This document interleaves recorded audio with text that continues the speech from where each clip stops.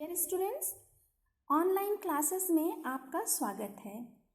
Online classes civics part 1 के video में हमने सिविक्स का फर्स्ट चैप्टर शीत युद्ध का दौर पढ़ा और उसमें हमने शीत युद्ध को समझा।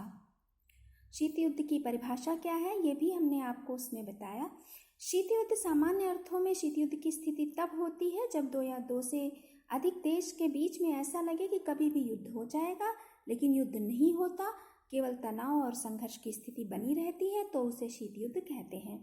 हमने आपको ये भी बताया कि शीत युद्ध की शुरुआत द्वितीय विश्व युद्ध के अंत में शुरू हुआ, यानी 1945 से लेकर 1990 के बीच के दौर को शीत युद्ध का दौर कहा जाता है।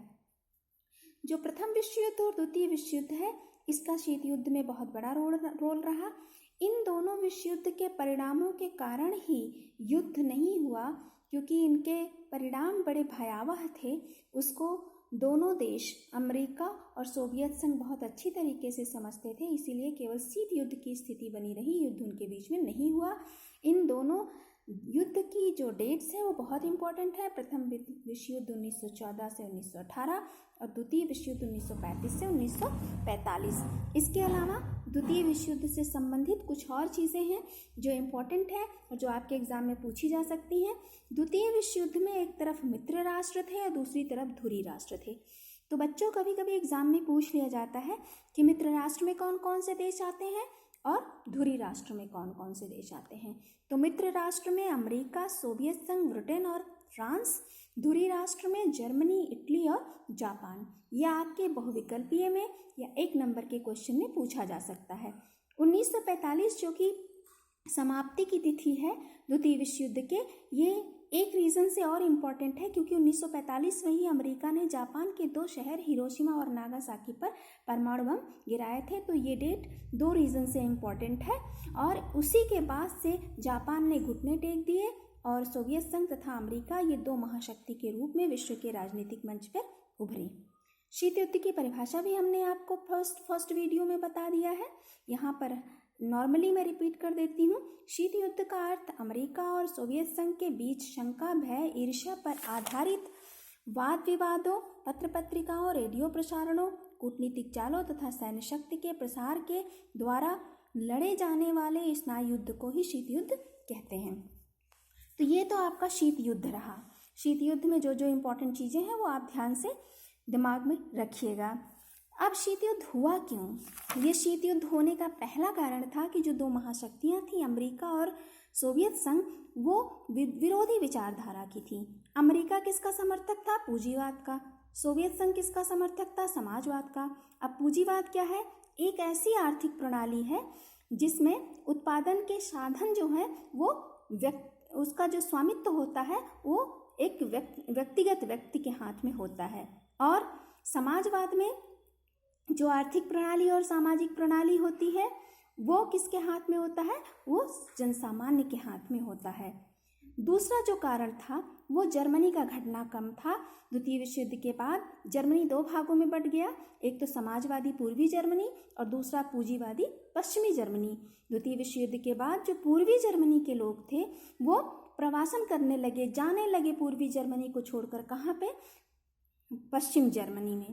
तब जो सोवियत संघ के नेता थे निकिता खुश्चेव, उन्होंने बर्लिन की दीवार का 1961 में निर्माण करवाया और लोगों के प्रवासन को रोका। लेकिन बाद में यह बर्लिन की दीवार 1989 में गिर गई और जर्मनी का एकीकरण हो गया। तो एक कारण ये भी था शीत युद्ध का। जो तीसरा कारण था वो अणुबम का रहस्य जो है अमेरिका ने सोवियत संघ से छुपाया था। तो ये भी एक दरार का कारण बना और शीत युद्ध का कारण बना। अब आपने शीत युद्ध पढ़ा, शीत युद्ध के कारण भी आपको बता दिए गए। जो दूसरा पॉइंट आपके चैप्टर में है वो है क्यूबा मिसाइल संकट। इसी को ही शीत युद्ध का चरम बिंदु कहा जाता है। अब ये शीत युद्ध का चरम बिंदु है क्या? ये 1961 और 62 के बीच की बात है। हुआ क्या? ये जो क्यूबा जो है ये एक द्वीपीय देश है, अमेरिका से लगा हुआ। तो 1961 में अप्रैल में सोवियत संघ के नेताओं को ये चिंता हुई, उनको ऐसा लगा कि अमेरिका जो है वो साम्यवादी द्वारा शासित जो क्यूबा है उस पर वो आक्रमण कर देगा और वहाँ की जो सरकार उस समय की थी, फिदेल कास्त्रो वहाँ पर थे, उनका तख्ता पलट कर दिया जाएगा। जब ऐसा लगा तो उन्होंने क्या सोचा, उन्होंने ये सोचा, खुश्चेव उस समय वहाँ के, निकिता खुश्चेव ही वहाँ पे रूस के उस समय नेता थे, उन्होंने उसको सैनिक अड्डा बनाने का सोचा। और 1962 में, ये 1962 की डेट बहुत इम्पॉर्टेंट है। क्यों इम्पॉर्टेंट है? अभी कुछ देर पहले हमने आपको बताया कि ये 1962 में ही सैनिक अड्डा बना दिया। किसको? क्यूबा को। किसने? खुश्चेव ने। क्यूबा में उन्होंने परमाणु मिसाइलें तैनात कर दी।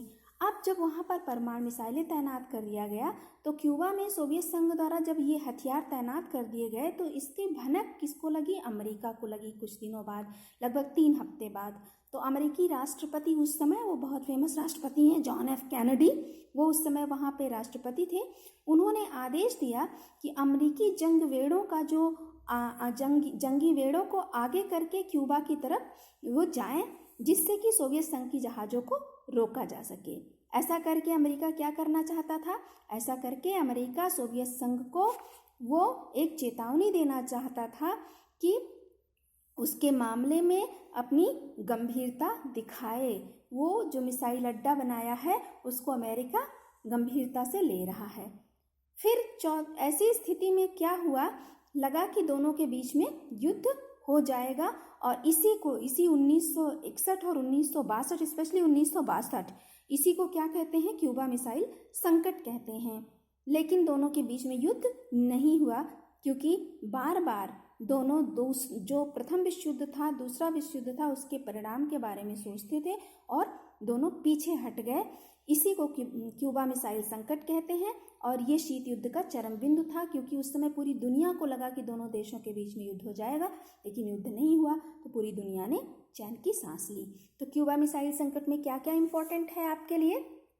आपने देखा कि क्यूबा मिसाइल संकट या शीत युद्ध का चरम बिंदु जो है 1961 में, जब सोवियत संघ सरकार को ऐसा लगा कि अब अमेरिका जो है वो आक्रमण कर देगा क्यूबा पर। और क्यूबा, हमने आपको बताया कि एक अमेरिका से लगा हुआ द्वीपीय देश है और वहाँ की सरकार का तख्ता पलट हो जाएगा। तो वहाँ के नेता, उस समय जो वहाँ के तत्कालीन नेता थे, निकिता खुश्चेव, उन्होंने सैनिक अड्डा बनाने का आदेश दे दिया। किसको? क्यूबा को। और 1962 में खुश्चेव ने क्यूबा में परमाणु मिसाइलें तैयार कर दी। वहाँ पर चूँकि क्यूबा जो है अमेरिका से लगा हुआ था, तो काफ़ी भूभाग पे अमेरिका के सोवियत संघ कब्जा कर सकता था। इसकी भनक 3 सप्ताह बाद किसको लगी? अमेरिका को लगी कि सोवियत संघ ने क्यूबा को क्या बना दिया है? सैनिक अड्डा बना दिया है। तो उस समय के जो वहाँ के राष्ट्रपति थे अमेरिका के, जॉन एफ कैनेडी, उन्होंने आदेश दिया कि जो अमेरिकी जंगों के बेड़े हैं उनको आगे करके क्यूबा की तरफ ले जाया जाए, सोवियत जहाज़ों को रोका जाए। ऐसा करके अमेरिका के जो राष्ट्रपति थे वो सोवियत संघ को मामले के प्रति अपनी गंभीरता की चेतावनी देना चाहते थे। उसके बाद क्या हुआ? उसके बाद लगा कि ये चरम बिंदु है, अब युद्ध होकर ही रहेगा।